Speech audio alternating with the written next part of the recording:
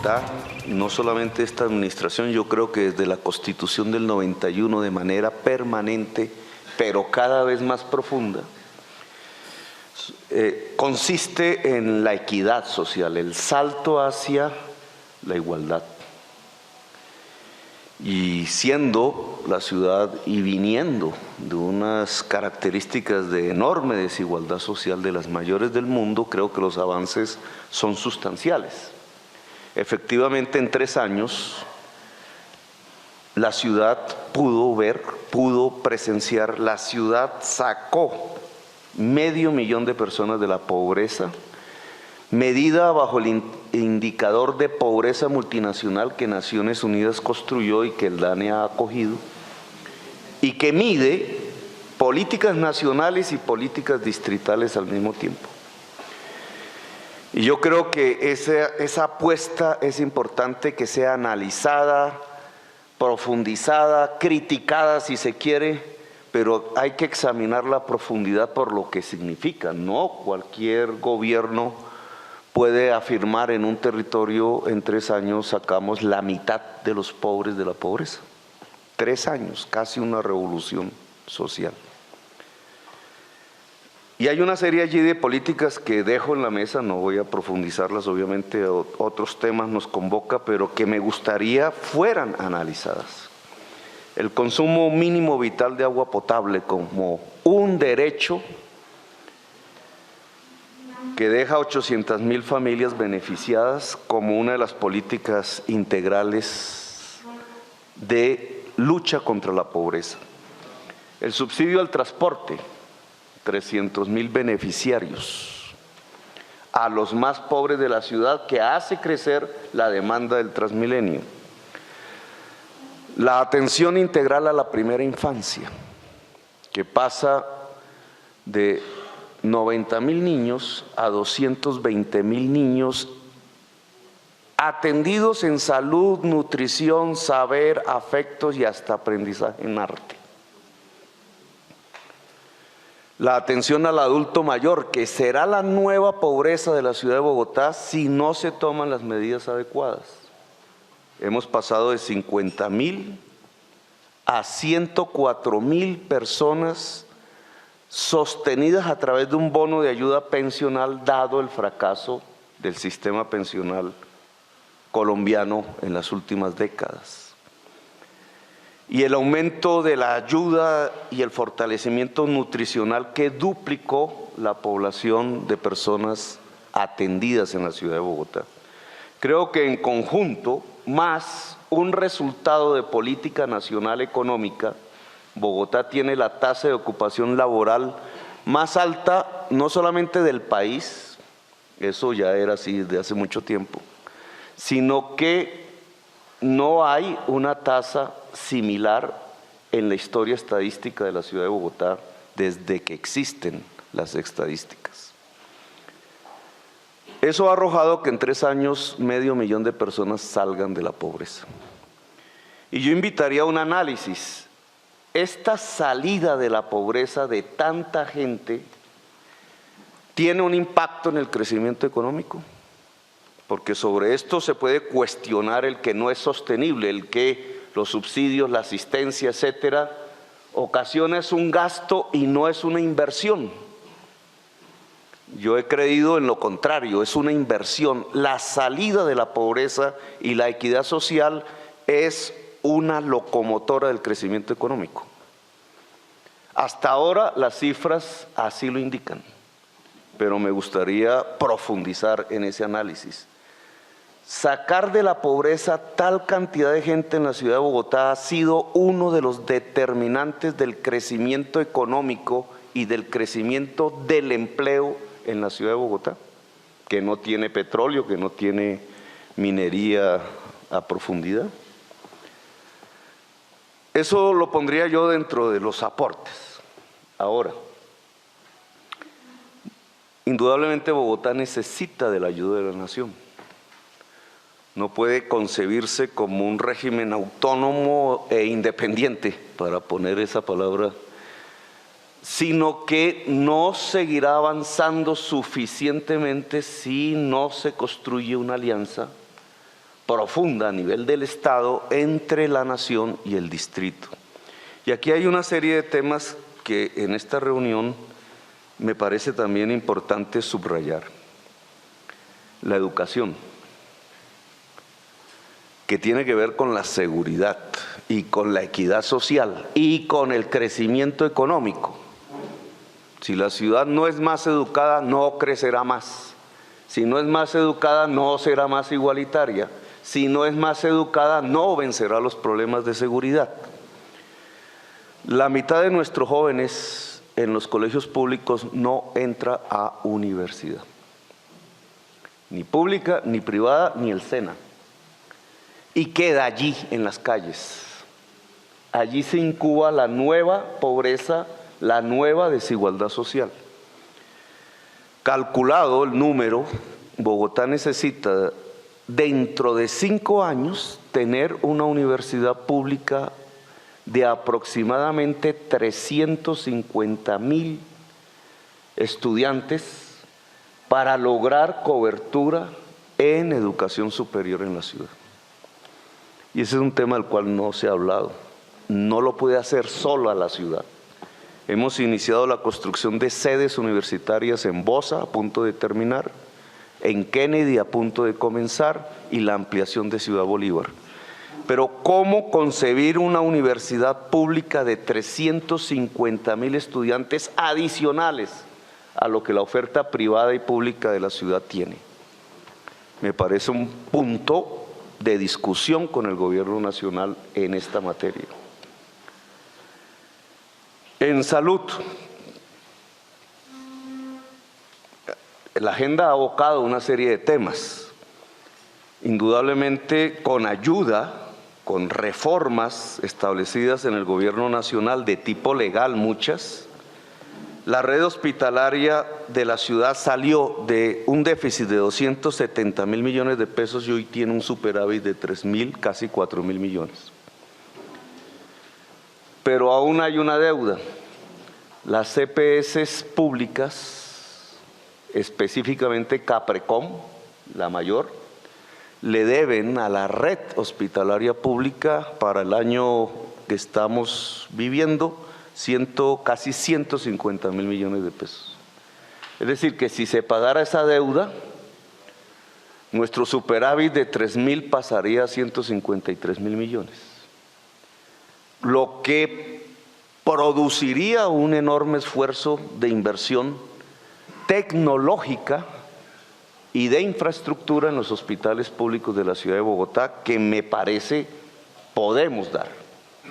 De hecho, el distrito va a gastar 90.000 millones de pesos en el salto tecnológico de los hospitales, va a abrir el hospital El Tintal y comenzar la construcción del de Usme, e indudablemente, y este es un esfuerzo que la ley nos demanda a la nación y al distrito, poner sobre rieles el Hospital San Juan de Dios de Bogotá.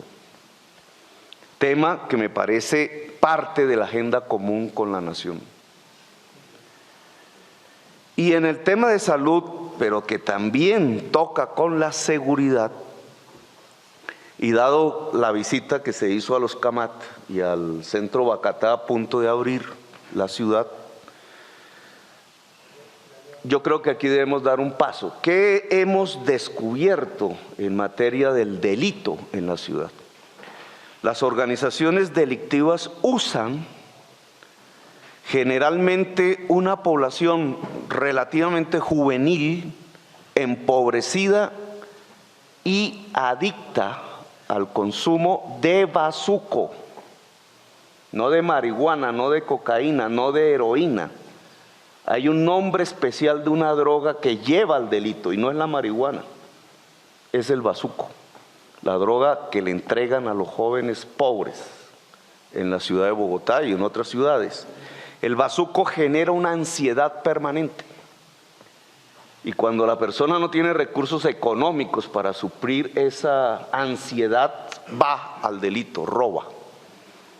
Buena parte de las personas que se capturan en el hurto callejero, el hurto al celular, el hurto a las personas, que es el mayor delito en Bogotá, tienen consumo de bazuco y ansiedad producida por el consumo de bazuco.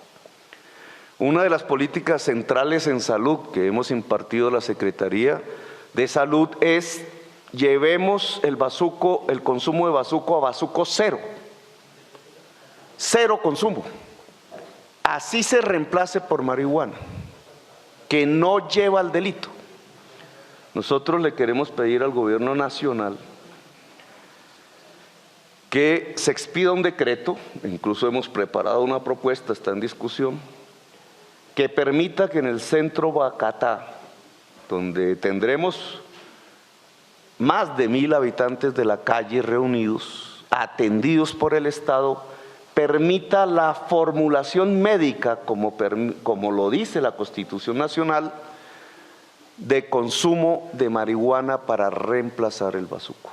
Un centro regulado de consumo, ya con mucha experiencia a nivel internacional en muchísimas ciudades, con resultados todas positivas, pero que me parece que en Colombia debemos dar ese paso y que Bogotá debería ser la ciudad vanguardia y que el lugar para lograrlo es precisamente en el lugar donde se ha producido un diálogo entre el Estado y el habitante de la calle, un porcentaje del cual muy alto es adicto al consumo de bazuco. Entonces es una propuesta que le hacemos al gobierno nacional, es un decreto. No hay que cambiar la Constitución, ni siquiera la ley. Obviamente esto tiene muchos enemigos, lo voy a decir con exactitud. Los que quieren mantener a una población consumiendo bazuco en la ciudad de Bogotá, la están literalmente matando y la están conduciendo al delito, a ser esclavos de la mafia.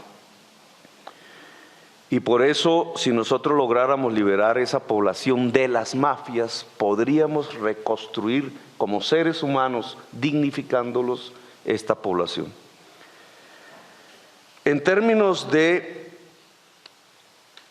lo mediáticamente más conocido, que es el metro, la red, saliéndonos ya de la educación, de la salud, el director de planeación ha expresado bien lo que es, digamos, en términos generales, el modelo, la movilidad en la ciudad de Bogotá. Yo solo agregaría algunas cosas. Cuando usted menciona con exactitud que los flujos de demanda se originan de la periferia hacia el borde oriental por la estructura económica, y ese es, digamos, la dinámica cotidiana de la ciudad, allí sale un elemento: entre más lejana la periferia, más problemas de movilidad. Y cambia completamente la concepción de ciudad. O lo que decía un alcalde de Barcelona: una mala movilidad siempre es consecuencia de un mal urbanismo.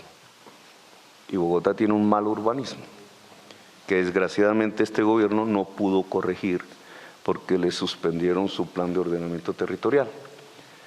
Pero densificar más hacia el centro, que es una ciudad desocupada, 300 hectáreas desocupadas, nos lleva hacia un mejor urbanismo y, digamos, el esquema con el que usted parte es esencial. El segundo elemento es que la ciudad propuso un modelo multimodal e integrado de transporte público masivo, y en esto quiero que se nos entienda, por lo menos hasta que termine el gobierno, qué es lo que hemos querido. La política de movilidad del distrito prioriza el peatón. En segundo lugar, la bicicleta, y ya logramos ser la ciudad latinoamericana con más viajes en bicicleta. Y en tercer lugar, y es lo más costoso, el transporte público masivo. Pero desestimula el uso del carro. Ese es el plan de desarrollo de Bogotá. Porque el carro, a pesar de ser el 10% de los viajes, como usted bien lo dijo, ocupa el 90% de las vías. Y entonces tenemos un problema de inequidad.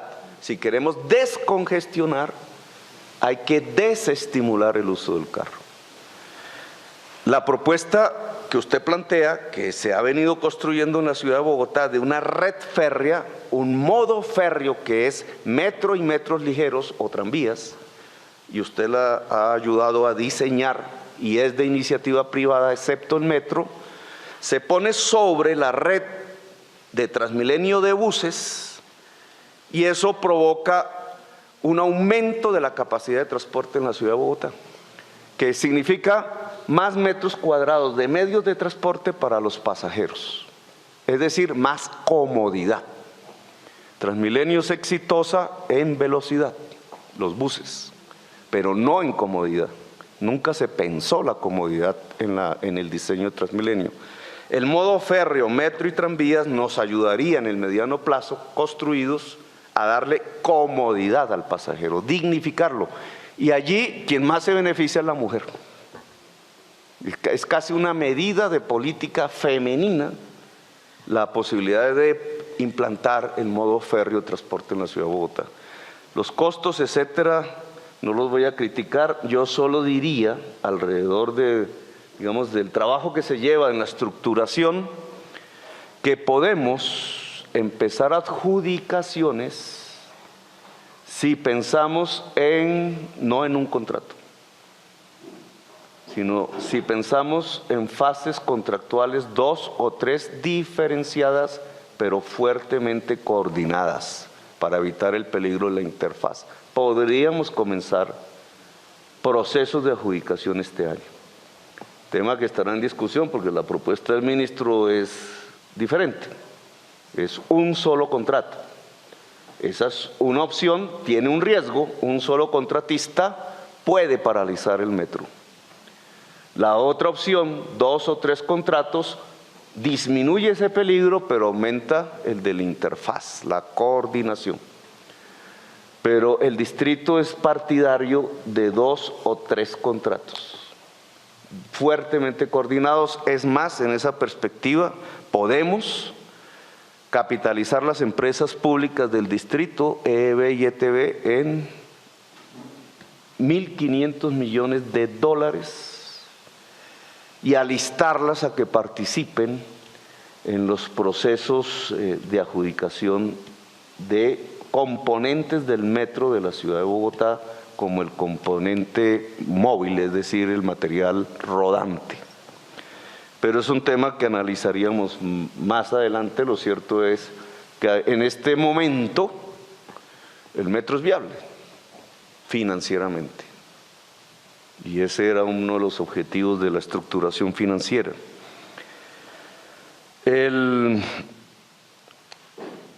Sobre la propuesta del vicepresidente,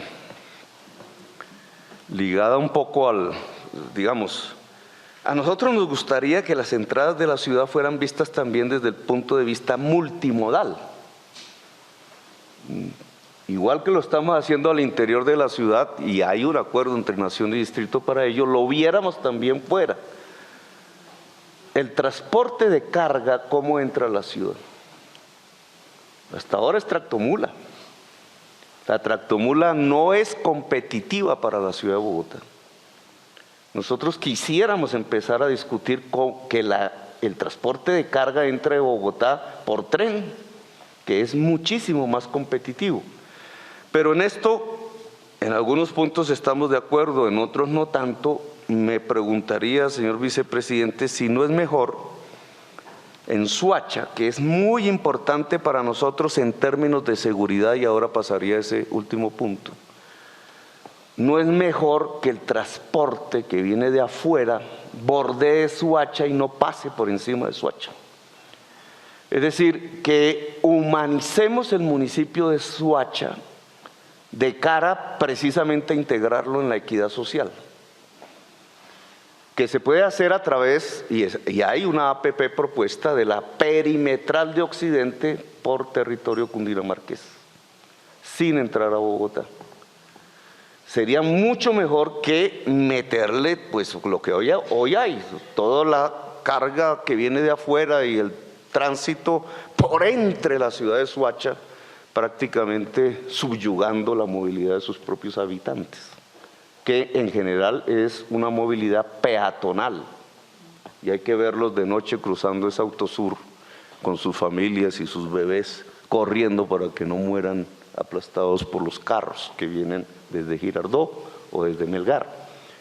Es una discusión abierta, pero la planteo porque para nosotros, para Bogotá, Soacha es fundamental si queremos conquistar la seguridad y la equidad. Y en esto adelanto un tema.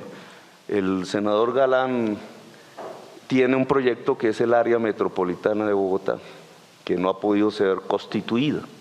Yo creo que es fundamental, presidente. Pensando no solamente en Soacha, pero Soacha es prioritario. Hemos pavimentado las calles de la frontera Bogotá-Soacha. Y da tristeza hacer las aceras del lado de Bogotá y no poderlas hacer del lado de Soacha. O ver las calles pavimentándose en Ciudad Bolívar y la población, los niñitos, las niñitas del lado de Cazuca mirando entre el barro cómo se pavimenta el lado bogotano y ellos no pueden acceder a esos mínimos beneficios de la sociedad. Yo creo que el área metropolitana nos ayudaría muchísimo y adelantaría una tesis para el Ministerio de Transporte. Llevar al transporte de carga a horas nocturnas, que es una regulación al máximo posible, duplica la infraestructura de entrada de la ciudad. Es como si la multiplicáramos por 2, sin invertir, es solo un decreto. Difícil, porque tiene intereses en contra, pero digamos las ciudades del mundo avanzan en eso. Si el transporte de carga entra de noche hasta donde es posible, la infraestructura de la ciudad actual se duplica en capacidad. Ahora, en términos de policía, seguridad, que es otro de los temas fundamentales de una ayuda común nación-distrito. Unos delitos suben, otros bajan. Los que bajan son los más graves. Los que suben son la dinámica de una sociedad que se enriquece. El hurto a personas. Nosotros creemos que digamos que el plan cuadrante de la policía es exitoso para el delito barrial, entre esos el homicidio, pero no contempló la realidad económica de estas grandes ciudades, el flujo de la población. Entonces, una localidad como Santa Fe, que tiene 120.000 habitantes residentes, si uno lo coge como indicador de cuadrantes, da un número de policías en cuadrantes. Pero todos los días esa misma localidad recibe 2 millones de personas. Al recibir 2 millones de personas, los cuadrantes no pueden darle seguridad. Y aparece la necesidad del flujo, una policía para flujos poblacionales, que significa, señor presidente, más policía, porque el número de policías netos en la ciudad de Bogotá realmente ha aumentado marginalmente. Y el número de policías en Transmilenio, tratando de fortalecer el plan cuadrantes, en los años anteriores bajó. Cuando crecía sustancialmente la demanda de pasajes a unos niveles históricos no alcanzados, 2.400.000 viajes diarios. Entonces aquí se produce una crisis que la ciudadanía ha palpado, ha visto, siente y demanda. Es decir, se creó un vacío alrededor del flujo poblacional en términos de seguridad. Nosotros hemos invertido en luces LED, en cámaras ultra alta definición, pero, y creo que en esto hay un acuerdo, hay que generar un mayor número de fuerza policial en los flujos poblacionales en un plan paralelo al plan cuadrantes en la ciudad de Bogotá para atender esta realidad específica de una gran ciudad. En política de seguridad, la principal política ha sido la inclusión de jóvenes en conflicto con la ley, van casi 4.000 que nosotros atendemos económicamente para sacarlos del delito, y el SENA les enseña técnicas y casi que demandan que del SENA una capacidad para abrir 4.000 cupos para enseñarle a alguien, un joven que podría ser un delincuente. Esa es una agenda común que me parece sustancial si podemos demostrar que